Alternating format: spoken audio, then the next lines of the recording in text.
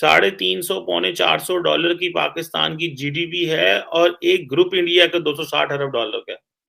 सो वो कई लोग कहते हैं जी कंपैरिजन नहीं करना चाहिए इंडिया के साथ। मैं कहता हूँ करना चाहिए comparison. The reason behind is कि हमने तरक्की, हम इकट्ठे आजाद हुए। वजीर आजम हाउस की साइबर सिक्योरिटी ब्रीच ने खतरे की घंटी बजा दी है। नाअहलों के टोले ने मुल्क की सलामती दांव पर लगा दी है और वजीर आजम हाउस के डाटा की जो नहीं है। एक बिजनेसमैन है गौतम अदानी, वो तकरीबन $100 बिलियन अगले 10 सालों में इन्वेस्ट करने लगे हैं। $100 billion. That's a very big investment. अच्छा, पीएमओ की जो ऑडियो लीक्स हैं डार्क वेब पर रिलीज हो रही हैं, कुछ ऑडियो सामने आ गई, मजीद जो डाटा है वो जुमे को रिलीज करने का ऐलान किया गया। बोलियां लग रही हैं। अफगानिस्तान का जो मामला है इसको हमेशा मैंने अर्ज किया था कि हमें एक स्टेट के तौर पर देखना है। हमारा प्रॉब्लम क्या है? हमारी जो इकोनॉमी है सारी जुए की इकोनॉमी है, कैसीनो इकोनॉमी हम बोलते हैं ना। वो बयान देते हैं कि आपकी सरजमीन इस्तेमाल हो रही है और पता नहीं यह मामला कहां तक जाएगा। वो कह रहे हैं हम $70 बिलियन जो है वो ग्रीन एनर्जी बिजनेस में लगाएंगे। अब ये इमेजिन करें, वो अफगानिस्तान की तरफ है, इसका मतलब यह है कि अफगान पॉलिसी भी हमारी फारग होगी उस दौरान। अब इंडिया का मैं देख रहा था कि वहां पे एक नई स्टार्टअप्स की वेव आई हुई है।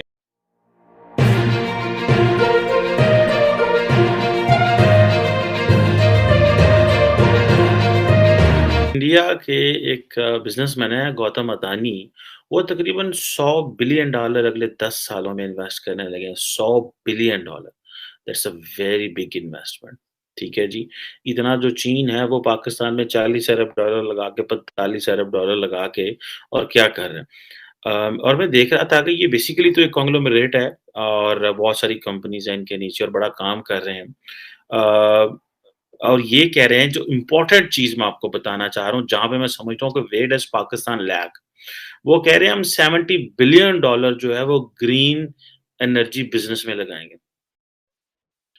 अब ये इमेजिन करें कि जब वो ग्रीन एनर्जी बिजनेस में लगाएंगे और उधर बिलावल भुट्टो जरदारी वाशिंगटन में आके कह रहे थे कि हम जो है दुनिया को कह रहे हैं कि तुमने जो है वो कार्बन एमिशंस की हुई हैं और हमने सिर्फ 0.4% ऑफ द ग्लोबल एमिशन में हमारा शेयर है, तो हमें तो भाई तुम पैसे दो।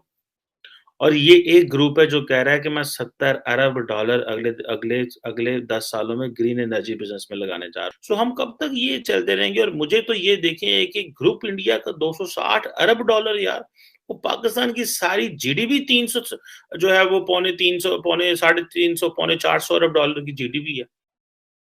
350 पौने 400 डॉलर की पाकिस्तान की जीडीपी है और एक ग्रुप इंडिया का $260 अरब का है।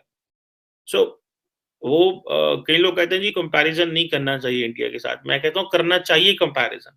द रीजन बिहाइंड इज कि हमने तरक्की, हम इकट्ठे आजाद हुए। बहुत सारी चीजों में हम इंडिया के साथ ठीक रहे, लेकिन बहुत सारी चीजों में मैनेज नहीं कर सके। और जो मैनेज नहीं कर सके वो जारी बात है, उसको हम ये तो नहीं कह सकते कि हमें दुनिया ने नहीं करने दिया। पाकिस्तान में एक बहुत बड़ा तबका है जो कहता है कि नहीं, हमें अमेरिका ने कुछ नहीं करने दिया, हमें इंग्लैंड ने कुछ नहीं करने दिया, हमें जो है इजराइल ने हमारे खिलाफ साजिशें की, हमारे खिलाफ इंडिया ने जो है ना वो साजिशें की हैं। This is what we have. हमारे जो तबके हैं वो ये कहते रहे और यूथ को आगे भी वही बातें बताई जा रही हैं। मैं थोड़ा पढ़ रहा था, I still have to check the validity of that, but मैं एक रिलायबल सोर्स से पढ़ रहा था कि इंडिया के अंदर जो चीज़ मुझे पाकिस्तान में मैंने देखी नहीं है, क्योंकि पाकिस्तान के 4 सूबे हैं, कश्मीर, गिलगित को डाल के अलहदा स्टेटस है उनका। जो इंडिया के अंदर जो स्टेट्स हैं उनका आपस में कॉम्पिटिशन होता है।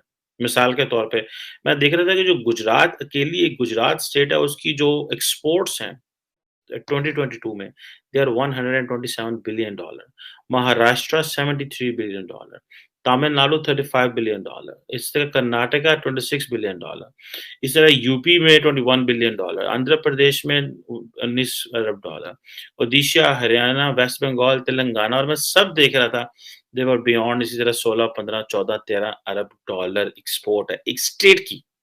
यानी कि वहां पे स्टेट्स का कंपटीशन, आपस के अंदर स्टेट का कंपटीशन है। एक स्टेट कह रही है कि मैं दूसरी स्टेट से आगे निकल रही हूँ, और वो मैक्सिमम कोशिश करते हैं कि वो इंटरनेशनल इन्वेस्टर को इंसेंटिव दें।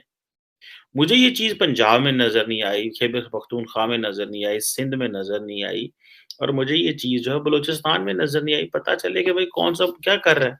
हम सिर्फ़ इतना सुनते हैं जी सबसे ज़्यादा रेवेन्यू कराची इकट्ठा करता है, वहाँ पे जाते हैं सिंध में पैसे चले जाते हैं। रेवेन्यू वो इकट्ठे करते हैं, पैसे कहीं और लगते हैं और इस तरह की चीज़ें। मैं यहाँ अमेरिका में हूँ, तो यहाँ अमेरिका में जब मैं यहाँ पे जो ट्रैवल कर रहा हूँ, अभी मैं मिशिगन में हूँ और बेसिकली विज़िट कर रहा हूँ बहुत सारी अमेरिकन स्टेट्स का। तो यहाँ पे एक चीज़ पता चली कि यहाँ पे हर काउंटी जो है और हर स्टेट जो है, हर डिस्ट्रिक्ट जो है, वो देखते हैं पर्टिकुलरली काउंटी में देखा जाता है कि कौन-सी काउंटी अपना टैक्सेशन सही दे रही है। जितनी टैक्सेशन अच्छी देती है, वहाँ पे उतनी फैसिलिटीज़ अच्छी दी जाती हैं। हमारे यहाँ पे कोई इश्यू नहीं है, हमें पता ही नहीं है हमने क्या प्लान करना है। खैर एनी हाउ मूविंग फॉरवर्ड अब 70 अरब डॉलर जो है, ग्रीन एनर्जी बिज़नेस में वो कह रहे हैं मैं इन्वेस्ट करने जा रहा हूँ।